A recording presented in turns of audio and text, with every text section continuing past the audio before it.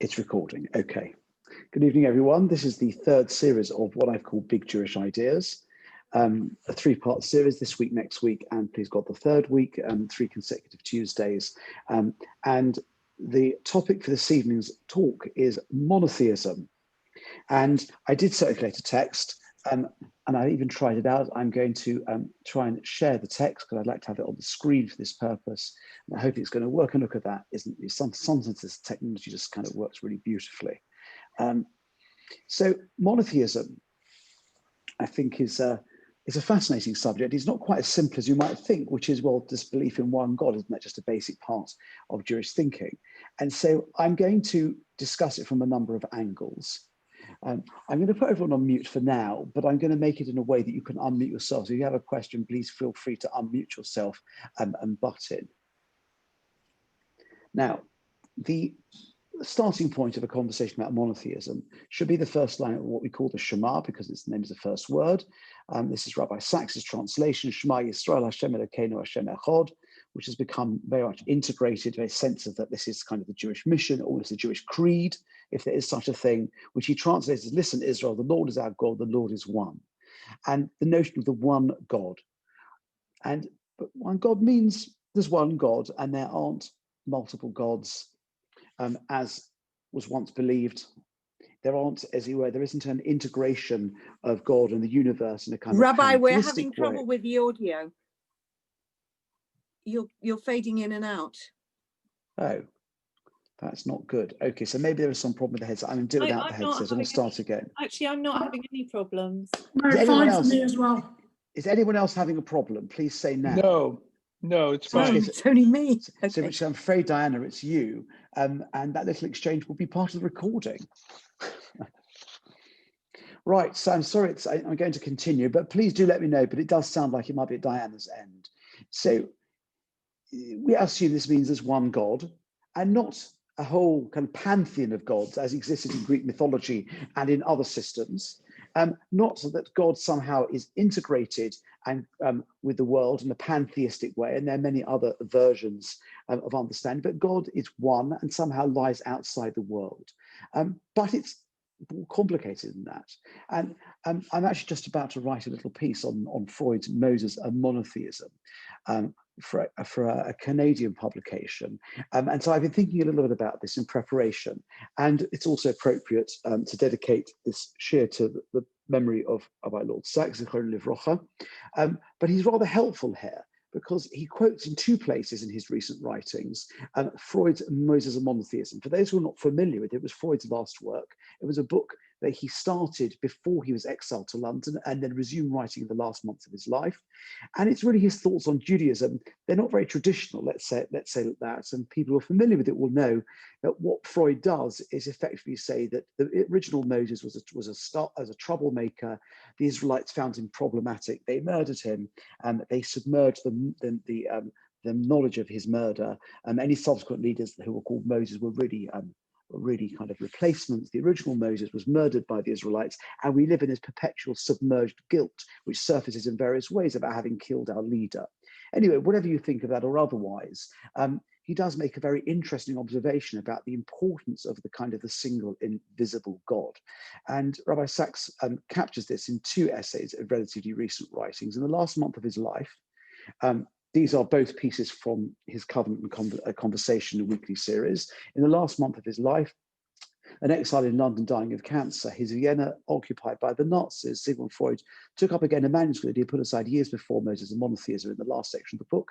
He argued that in choosing to worship an invisible God, Jews had made the right choice.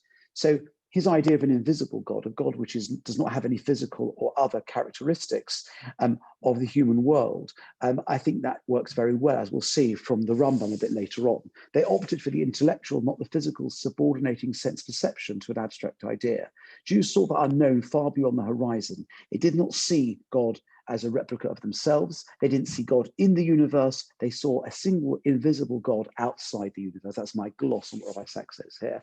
And in a piece, actually just a couple of years later, This means there should be a T there, not just the obvious fact that God is invisible, he cannot be seen, he cannot be identified with anything in nature, not the sun, the moon, thunder, lightning, the ocean, or any of the other objects or forces people worshipped in those days. In this superficial sense, God has no image. And then we're going to see that a key part, particularly for the Rambam, of the notion of monotheism, the Jewish notion of God, is that God has no physical properties. That, wrote Sigmund Freud in his last book, Moses and Monotheism, was Judaism's greatest contribution. By worshipping an invisible God, Jews tilted the balance of civilization from the physical to the spiritual. So with that in mind, let's start some sources. Now, this piece here, which is mostly translated, is an excerpt from Bereshis Rabbah, and the journey to monotheism starts really with Avraham.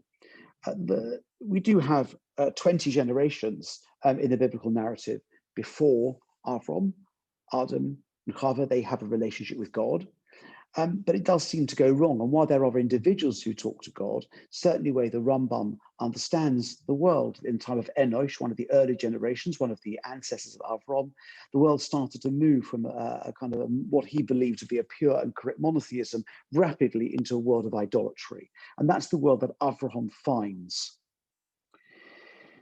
Now, at the beginning of the story of Avram's mission, we encounter a Midrash. This Midrash is extremely famous, but it is not widely studied, mostly because it's in quite difficult Aramaic.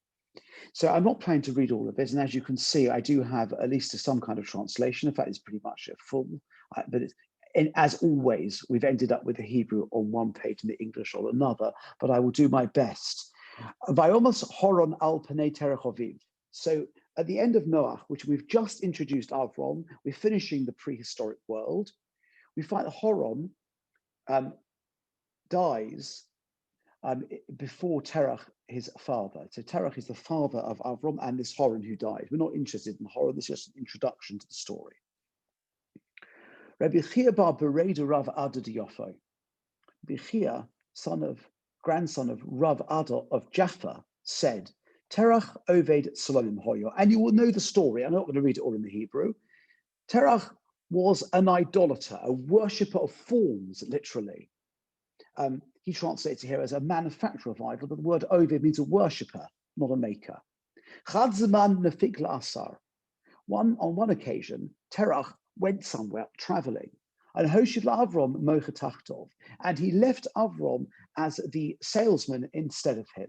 Havayossi bar Enesh Boide Yizvan. And some guy came along and he wanted to buy one. Vahava Omelei bar Kamashninat. And Avram challenged him and he said, how old are you? Vahava Omelei bar Chamshin Oshitin. He would say 50 or 60 years. Vahava Omelei. And Avram would say to him, the way it's phrased, this was a common occurrence, not a one-off.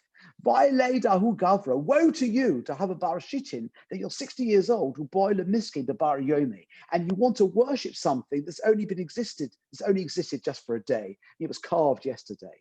I've been spied for Holachle, and he'd be embarrassed you go away.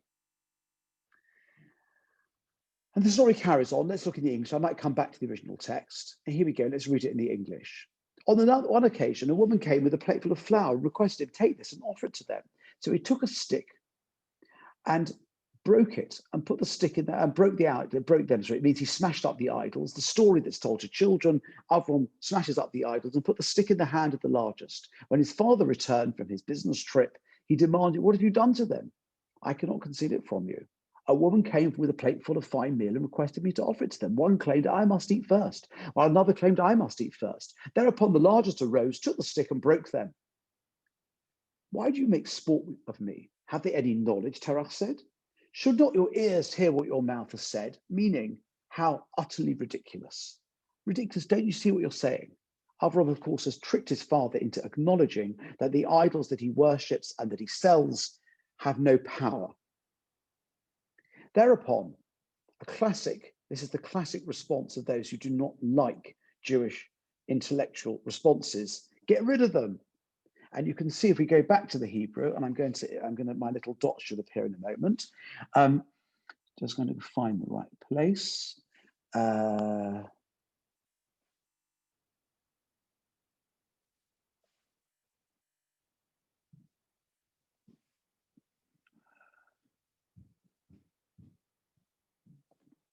moment.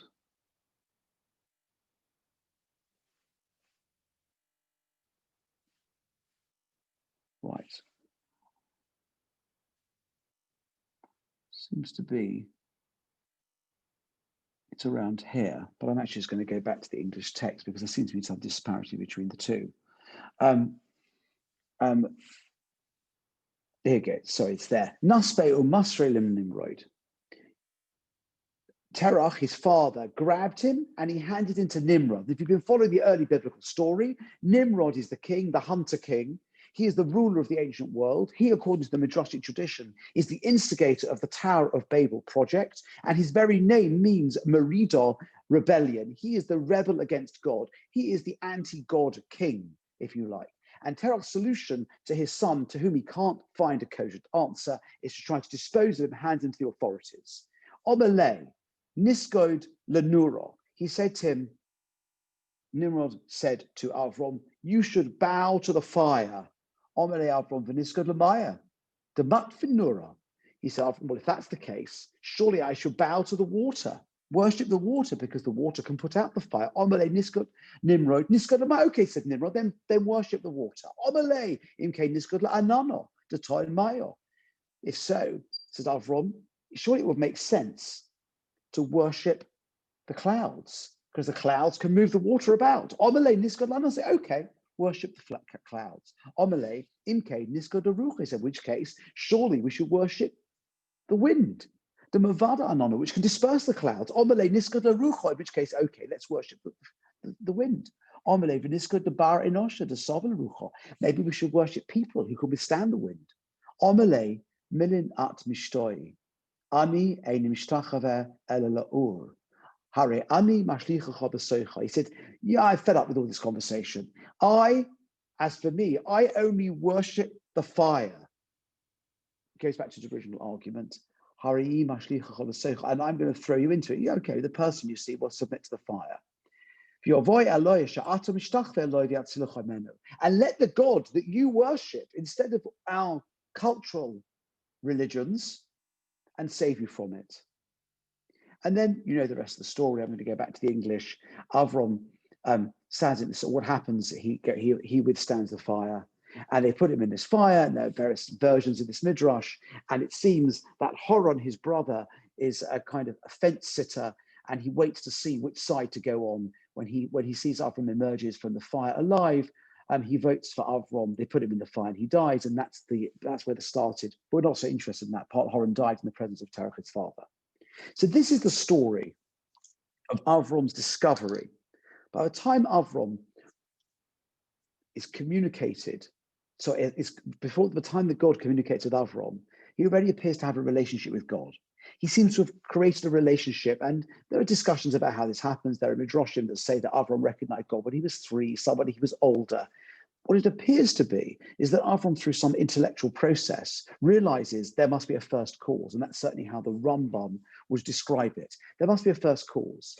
And in fact, if you see that this cycle, maybe we should worship the fire, but why the fire instead of the water, the cloud, this is saying, well, if you look back eventually, if you look at causes in the world, you will end in a circle. And therefore that cannot be the source of power, the source of existence.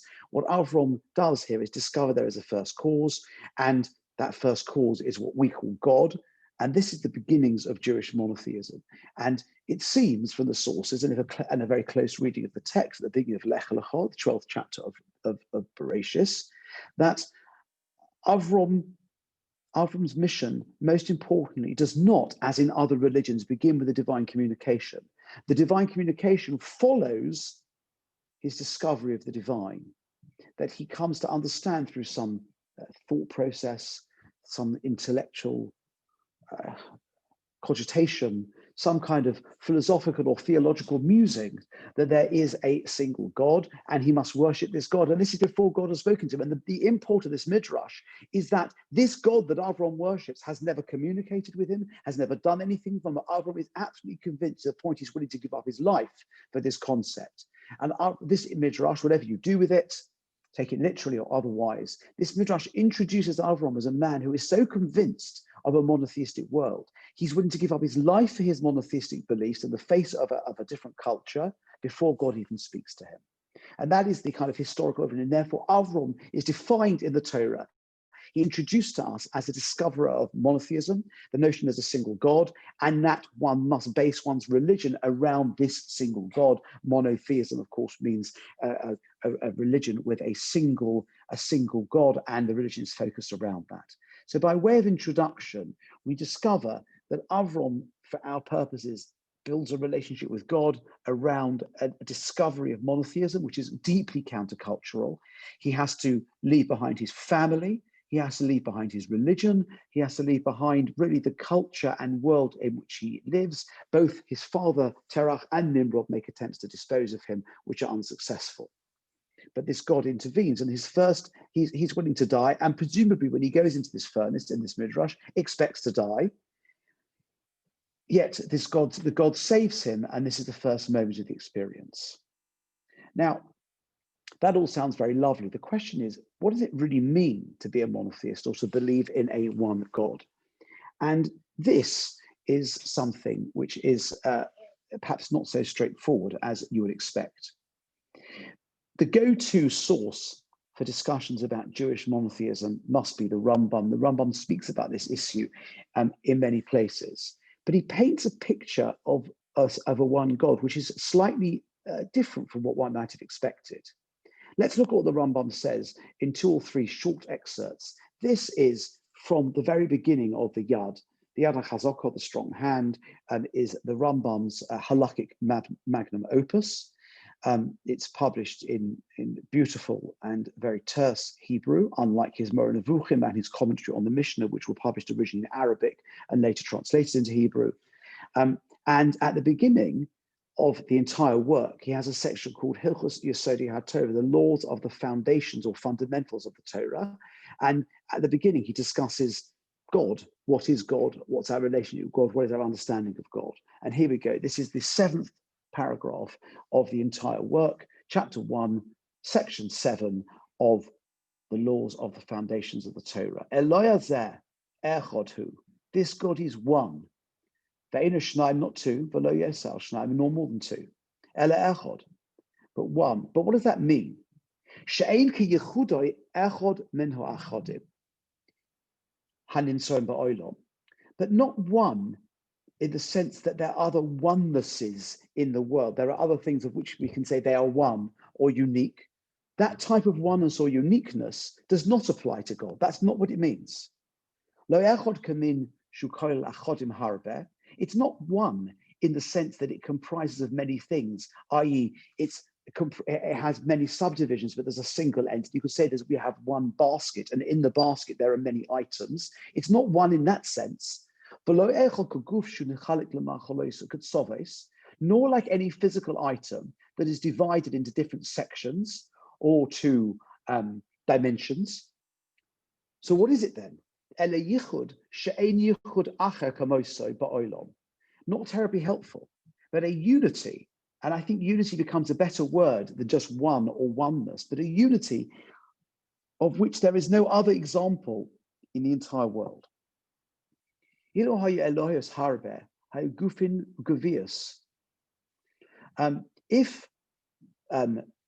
there so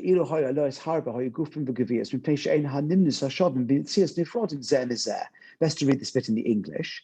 If there were many gods, they would have body and form, because like entities are separated from one another only through the circumstance associated with body and form, which I think means that if there was a plurality, then you'd have to use various terms to explain how they were different from each other, and they would then have properties of physicality, different, separate, unlike, and so on.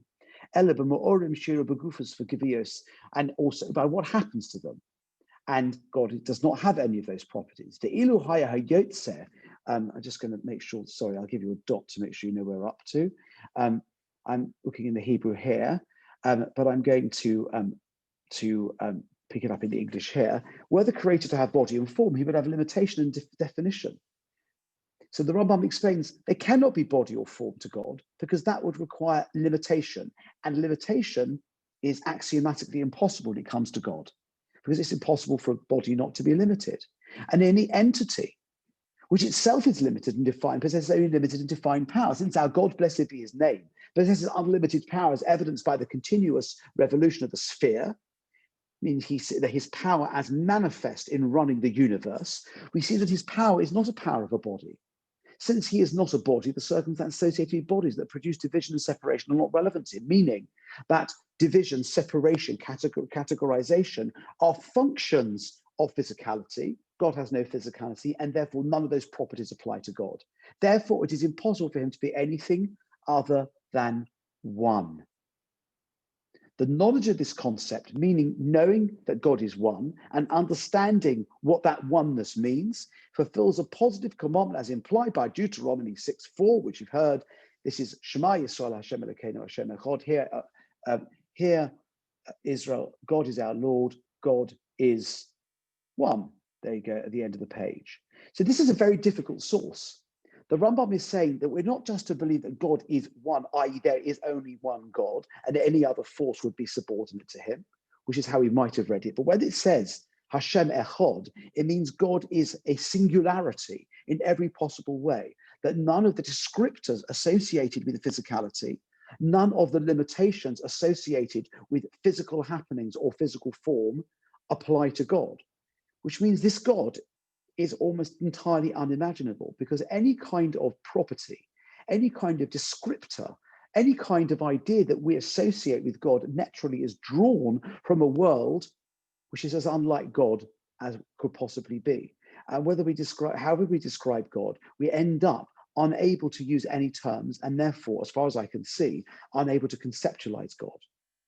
And this is very difficult. We can say things like God is a perfect unity with utter no division. But when you think about what no division means, according to the Rambam, a belief in monotheism means a God where there is no distinction, for example, between God's essence and his action. We are manifest in the physical world, understand that there are ideas, and then those ideas are put into action. But that would make it very difficult. God cannot have that distinction. And therefore, you begin to create senses of unity and singularity, which appear to be completely beyond human comprehension. And in fact, Rabbeinu Bachya, who is a medieval philosopher who lived soon after the Rambam, has as one of the chapters of his famous work called Shah Yichud, the gate of understanding the Yichud, and it's virtually unintelligible and hardly anyone studies it, because he elaborates on his ideas in terms which certainly I and many others have found extremely inaccessible. And so we've moved very quickly from something, well, there's one God. Ancients believe in pantheism, where nature and God were one. The God of the earth is God. Or they believed in multiple gods. Zeus is the top god with all the other gods underneath. The Torah does away with that and replaces it with one God. There's just one God, and every other force is subordinate to God. But the Rambam says that's not what Echad means. It doesn't just mean one. It means a singularity with no division and no characteristics of anything in the physical world whatever. An idea which I'm sure we agree is really quite difficult to conceptualize. It may not be possible to conceptualize it because our thoughts and reference points are all of a world which are definitionally not that of God. So that's not so straightforward. Here is another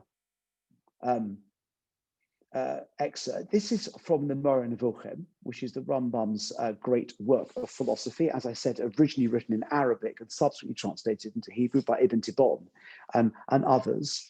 And given that it's anyway written not in the Hebrew, I'm going to read it in English.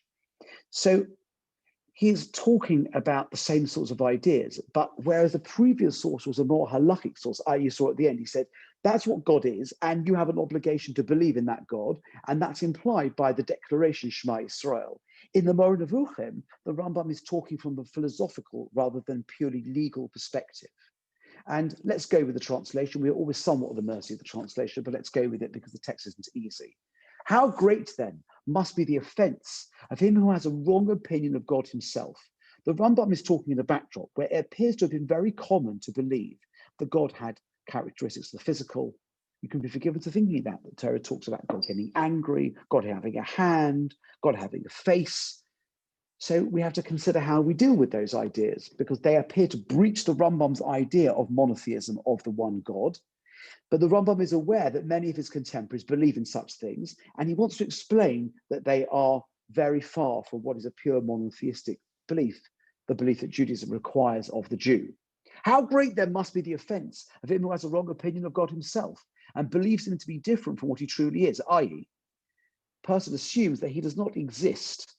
That's one option, that he consists of two elements, that he's corporeal. Note that the Rambam understands that believing God is corporeal, i.e. has any characteristics, any physical characteristics, is the same as believing God does not exist, or that there's more than one God, which is dualism.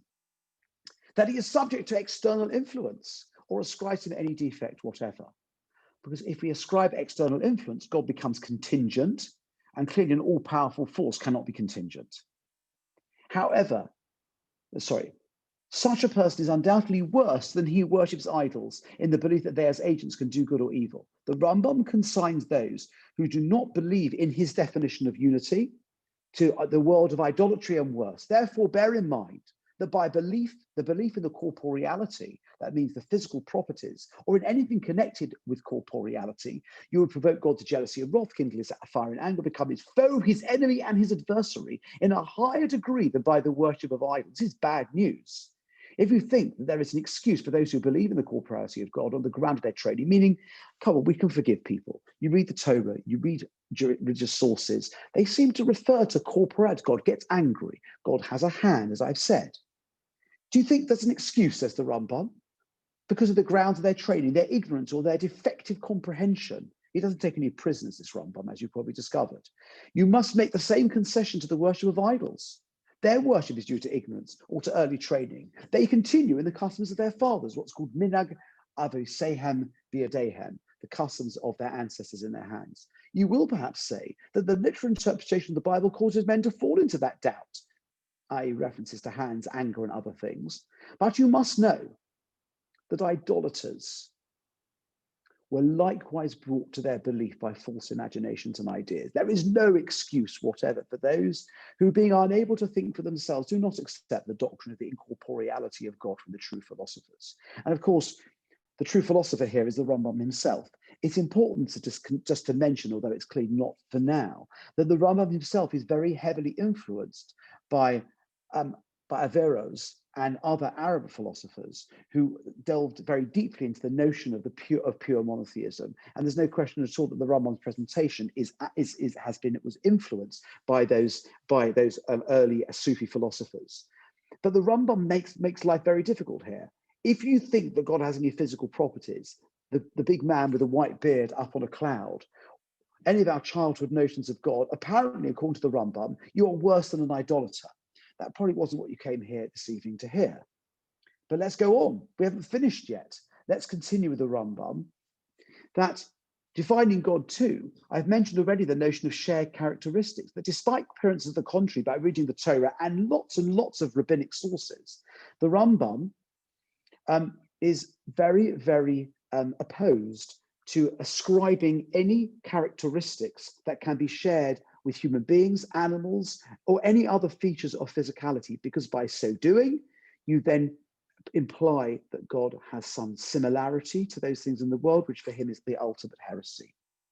It has thus been shown, says the Rambam again in the Monotheism, that every attribute predicated of God either denotes the quality of an action, or when the attribute is intended to convey some idea of the divine being itself and not of his actions, the negation of the opposite.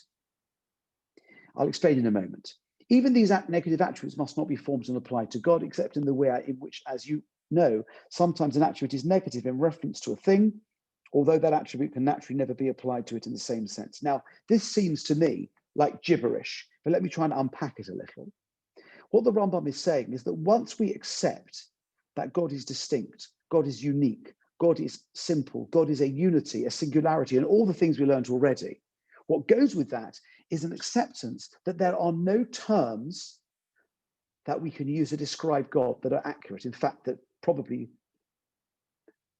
don't end in the category of heresy, because to describe God in any way at all uses the language of the human world, which is definitionally an incorrect way of describing God, and implies what are known to the philosophers as shared characteristics. So for the Rambam, We cannot, and there's nothing at all that can be permitted to share or understand that God shares characteristics with human beings or animals or plants or world or anything, which means we have no instrument with which to describe God other than what are called negative attributes. God is not describable.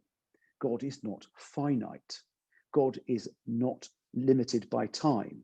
That's what the Rambam means. We end up only able to describe in Lashon Shlili, in negative terms. And ultimately what the Rambam says is there are only two ways of describing God the legitimate, what God isn't and what God does. But of course, neither of these describe what God is, because the Rambam is implicitly telling us that there is no way of describing or conceptualizing God. It comes down to a principle of belief, but he believes that that belief can be derived by philosophical means and therefore is unshakable. That, of course, is a question that is a statement that everyone agrees with. And just to get some sense of how that pans out in a halachic sense, halachic terms, the Rambam in his Laws of Teshuvah, in one of the most famous passages, says the following, Chamisha heim nikroim minim. There are 5 categories of people who are called heretics. And I think the translation we have here, he just uses the word minim in the translation. I will read a little of it, and then I'm going to go to the English on the next page. He says, there's no God, the world has no directing force. And then he goes on to say there's more than one. But the one we want is this. Someone who says there is one God, but he has some physical characteristics. This is a person who is a heretic. And as you'll see here, let me just make it a little larger so it's easier to see. Here you see the Rambam explains item 3. He who says there is one Lord, but that he is corporeal and has a form. For the Rambam, such a person is completely outside the category of believers, and it's consigned, if you like, consigned to some, outer world, outside the communion, if you like, of Jewish believers. And the many jokers have said that the Rambam's definition of a believer is so strict that there were probably only half a dozen people who qualified. When he got upstairs, it's not even clear he was one of them, because how does one actually kind of believe in this? But on the other hand, this is a pure monotheism. Monotheism, according to the Rambam and many others, demands that we understand that there are no shared characteristics, and we have a God whom we can't relate to. That is the challenge of monotheism. Now, the Raavad, who is the Rambam's sparring partner, that's Rav Avram ben David, Ibn Dawud, as he's known to the Arab philosophers, Ibn Dawud. He is Ibn David. He is disagrees very strongly with the Rambam, and probably in the entire works of the Rambam, this is the most well-known, if you like, argument. So, in addition to the Rambam, the Raavad's commentaries are printed in the margin or with the text, and he says the following. So first of all, he quotes the Rambam. That's the first line to hear.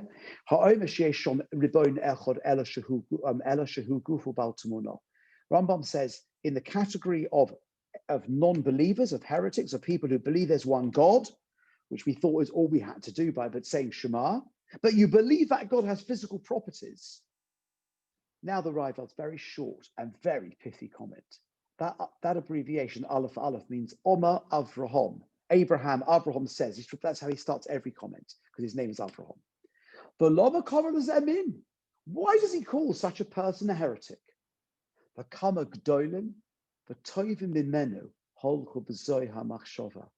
Many greater and better people than the Rambam that thought in this direction. As you can see from reading the verses, I have already mentioned God has a hand, God that's angry, the strong hand, the outstretched arm. These all appear to describe God in very physical terms. And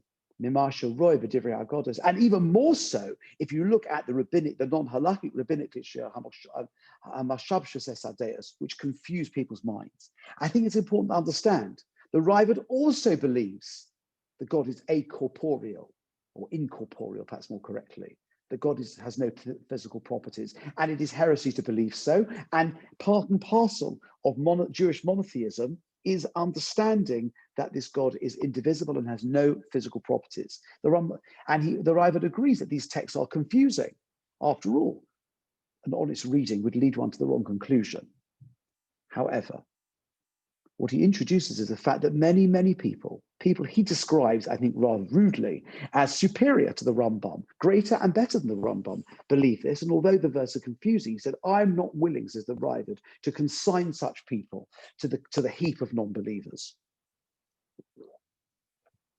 It's a very, very interesting source.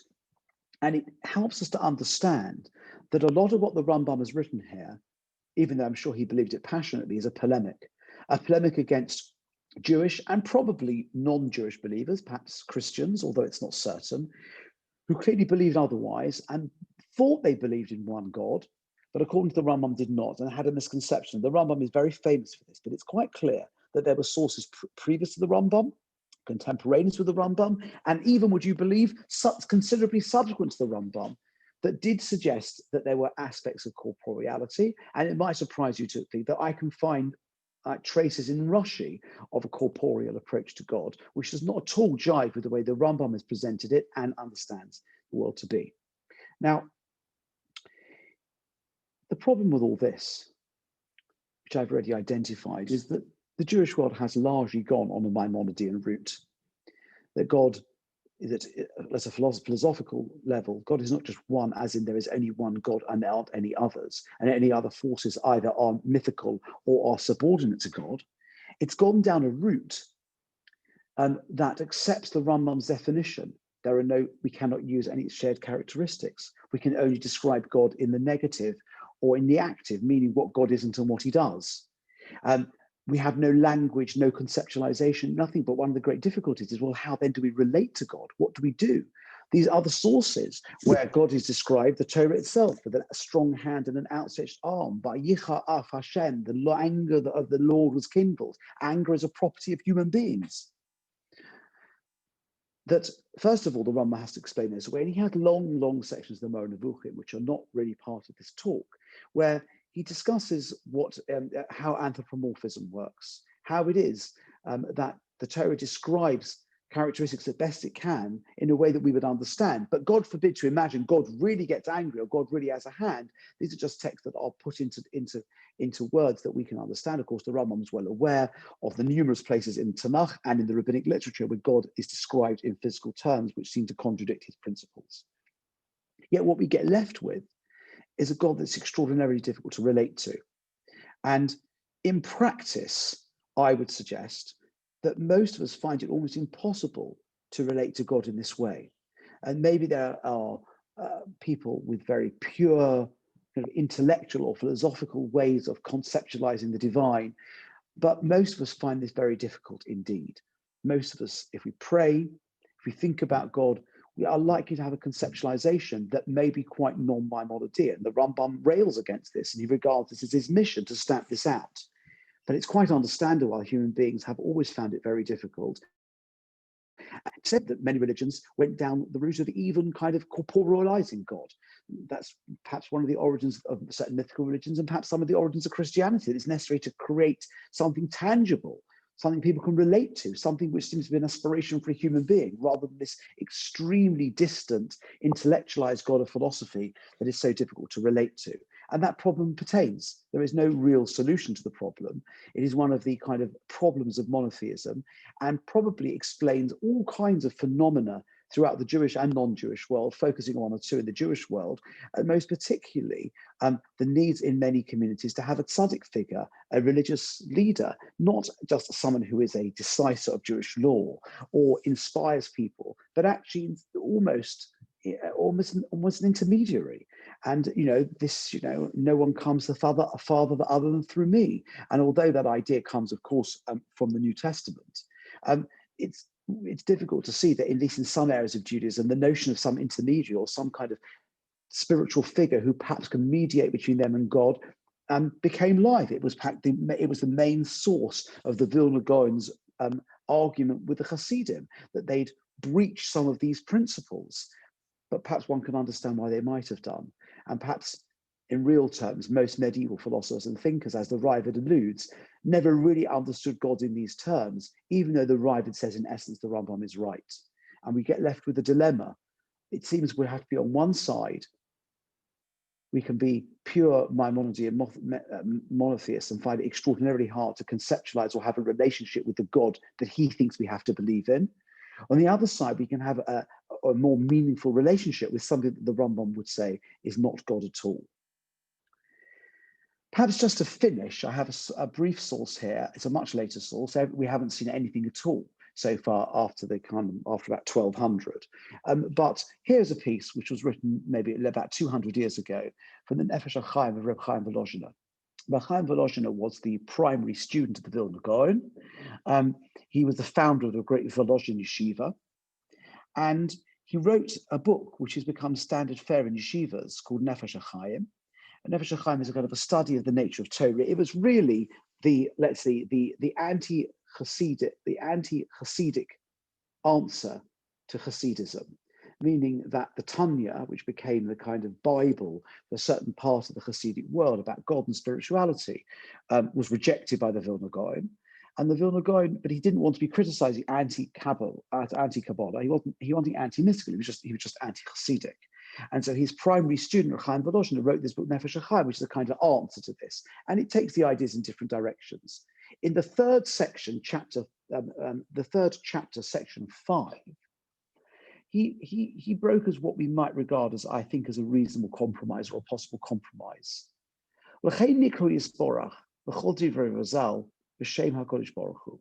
God is called the Holy One, may be blessed, across the rabbinic literature.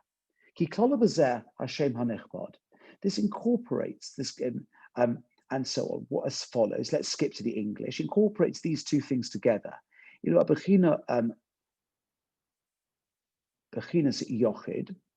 So he says, and because holy here means distinct and elevated, this translation, Kodesh Pirusha Muvdal Vanale, holy means separate, means completely distinct, unlike anything in the world, which describes him from his perspective. This is the phrase that Reb Chaim Volozhiner introduces to our vocabulary. When we describe God as holy, separate, muvdal, totally distinct, that's the Maimonidean God. This is from God's perspective. Who is indeed mafurish or muvdal, ma'oid nale, mikol inyoni hachilukim v'shinuim, who is indeed, in real terms, separate, distinct, and completely elevated above any kind of physical description or distinction, division, as discussed, God forbid. Raka kol mole achdus, he's completely filled with every sort of achdus gomor, perfect unity, the vad. Shtava gemura mura me'al kol brochus ahilo, he's totally elevated. You can't compare him to anything. This means there's no shared characteristics. You can't compare him with anything. And he's completely elevated above every blessing or praise. And he's just called Yisporach, meaning inherently blessed. Yisporach is reflective. May he be internally blessed. That's it. There's nothing else. You can't need anything. And that also means that God cannot need anything because he is perfect. And that means he can't need anything, want anything. He cannot be changed, added to, detracted in any way. So not only can we not relate to this God, but there's nothing at all you can do to impact on this God. But the problem is that we can't relate to that too easily. But from our perspective, within the limits of our perception, we see powers in the world, we see divine force, we have language and concepts with which to describe. God is called Baruch, meaning he's called HaKodesh, and he's Baruch Hu. What does this mean? He's holy and distinct innately, but he's also Baruch Hu. Blessed is he. I can relate to God. Baruch is the God I can relate to. As it were, mitzad his chabrusis Baruch Aleah, because people can connect with God. So what he's saying, he's introduced to our vocabulary that the Rambam is describing God mitzido, from the God's eye perspective, but mitzidenu, from our perspective. The Torah allows us to introduce descriptors, ways of thinking about God, language. We have to be very, very careful because we can easily overstep a line which perhaps will no longer qualify us as monotheists. But says Reb Chaim Volozhiner that the Rambam, of course, is right in the world of truth, but the world of reality, we have to have a way of relating to God, being blessed by him, blessing him, having a relationship. And in order to do that, we have to have a means of conceptualizing God. And we have to think of God sitting in heaven. We have to be thinking of God having a hand, getting angry so we can relate to him. And it may well be that we can broker that compromise. And of course, what I like most about it is very clever. Why is God called Mirubini Lecha HaKodesh Baruch Hu? There should be a comma there. It's HaKodesh, comma, Baruch Hu, which is usually translated the Holy One, blessed be he, or may he be blessed. Baruch Chaim Volozhin says he is innately Kodesh. That is the Maimonidean conceptualization of monotheism. That's the great gift of Avram to the world and the basis on which Judaism and other religions were formed. But in order to have a relationship with that God, and for it not to be so distinct that we cannot have any kind of connection or understanding and really kind of a meaningful dialogue with this God, he has to be Baruch Hu as well.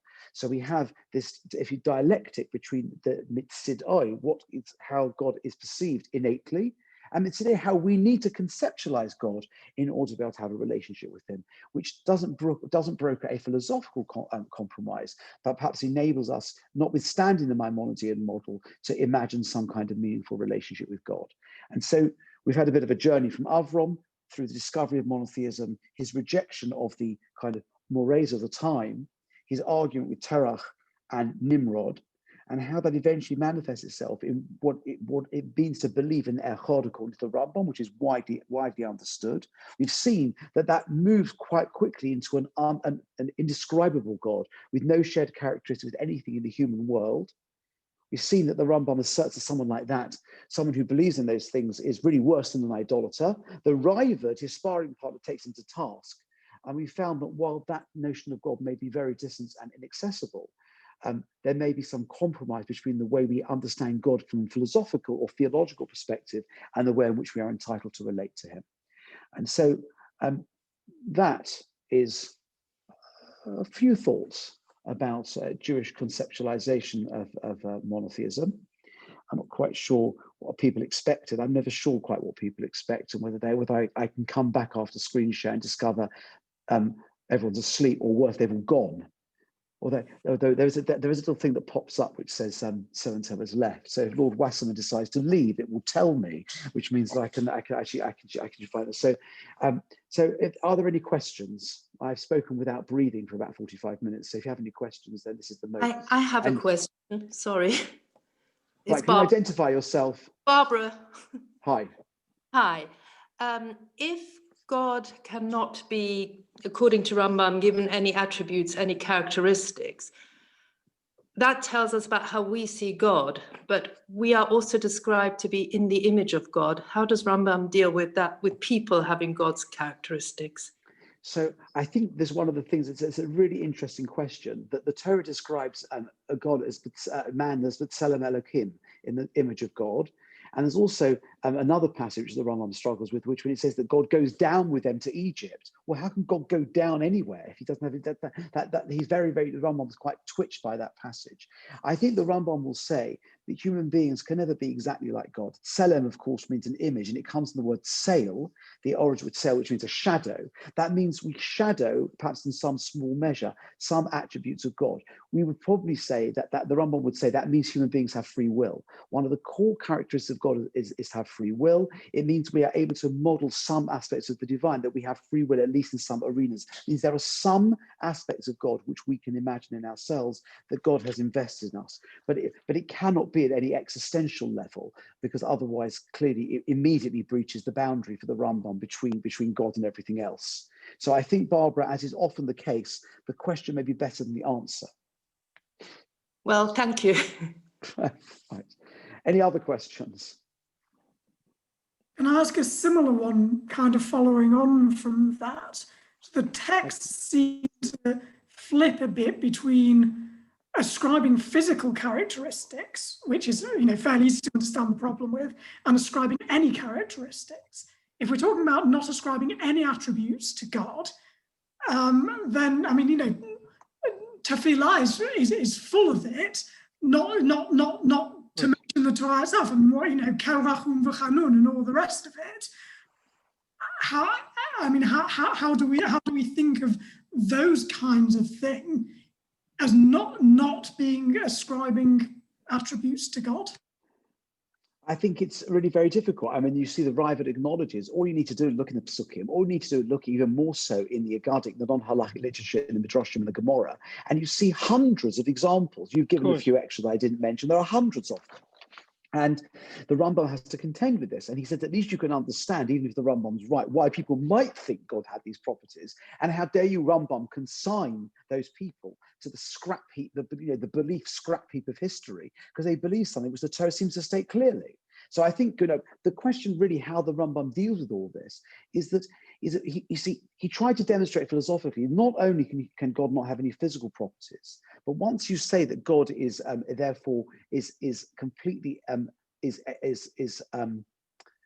incorporeal, God must have no physical characteristics, then it becomes definitional for the Rambam that God also has no other properties. And he feels so fiercely that the notion of idolatry is not just worshipping a block of wood with a face carved on it, or even worshipping a force in some way, a more sophisticated form of idolatry.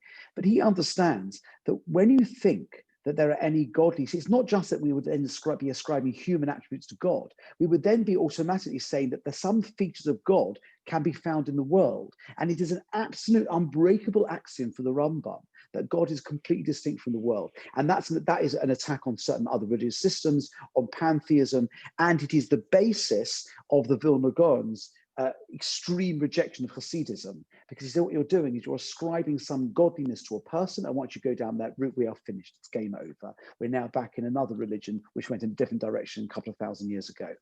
And so I think that if you imagine the way the Rambam thinks about the world, it's almost definitional that once you can't allow physical properties, because we can't cross-fertilize, we can't allow human beings to have any properties with which God could be described of any sort. And so I think that breaches the boundary. I'm not sure I've explained it adequately, but I think that's the answer. But I mean, I get that as a philosophical proposition, and it's if you're starting from Aristotle and going forwards, you can kind of get there. But I struggle a bit more with, I'll say, how one relates that to practical Judaism in the sense of things like tefillah, where we to do it, and are we all being idolatrous as the Rambam would see it in our prayer? But this is the point, really, and this is not for now, the Professor Yeshayahu Leibovitz makes, which is that his view of the world is that since it's not possible to relate to God in any way at all because he's a pure Maimonidean, tefillah cannot expect to produce any results or really commune with the divine, because that is technically impossible. It's simply a set of ritual obligations which we have to perform for reasons we may or may not understand. Now, that for most of us is extremely unsatisfying and denudes the whole concept of prayer of any meaning. But that is pretty much what Leibovitz comes up with as a consequence of the Maimonidean model. And that's really what you're saying. You've got a choice between a non-Maimonidean understanding of God or an outcome in which kind of there's no way of relating to this God, and these terms don't mean anything. They just kind of, so maybe you're not saying that, but that's what Leibovitz faces. Well, no, but even if prayer is ritual without any direct effectiveness, the ritual still consists of ascribing attributes to God, which seems problematic if we're not allowed to do that. Yes, I agree, and I mean I think that the Rambam does address some of these points in the Moreh Nevuchim. He's saying that these are handy ways to think of if God were a human being, what would be the closest thing that we would experience if we would go? It's anger. It'd be anger, mercy. You use it El Erech HaPayim, use these examples, but ultimately you don't think God really has any of these properties, because that is heresy. So it's. I think part of this talk was to kind of delineate what Jewish monotheism means to the kind of core medieval philosophers, and realize that it's actually very, very problematic. I think for many reasons, including the very good one you've raised, Stuart. Hi, it's Tali here. Just building on from the point, I think it's more fundamental than how we relate in terms of tefillah. It almost suggests that Hashem can't communicate with us, and therefore, how did we receive the Torah in the first place if we can't have that concept, if there's no understanding of that communication? I agree, and I think that once you have this kind of almost this unbridgeable wall between God and man, then we have the question: well, that's how Stuart's worrying how man can speak to God, and Tully's correctly worrying how can God speak to man. And I think it's a great question. I mean, the people to read about this really are Soloveitchik, Heschel, Berkowitz. I mean, they make great read. Whether they'll actually come up with some solutions, but I think Tully's it's a very good point. It's a very good point. How does God speak to man? Of course, God ultimately is all powerful. You know, omniscience is one of our axioms about God, and presumably an all powerful God can find a mechanism by which this can be done, which is at the kind of cheat kind of get out of jail free card for a philosopher. That the axiom of omniscience and omniscient, all knowledgeable, and omnipotence, those axioms enable us to say that God probably can find a solution even if we know what it is. So sorry about that, but I haven't got a better answer. I think we'll probably leave it there for tonight. Very good. Thank you very Thank much. you. Thank you very much. Please join us Rabbi. next week. Next week, studying perhaps slightly less philosophical, but Shabbos is next week. Same time next week. Come again. Okay. Thank Thank you. you. Bye. Bye. Bye. Bye-bye. Bye-bye. Bye.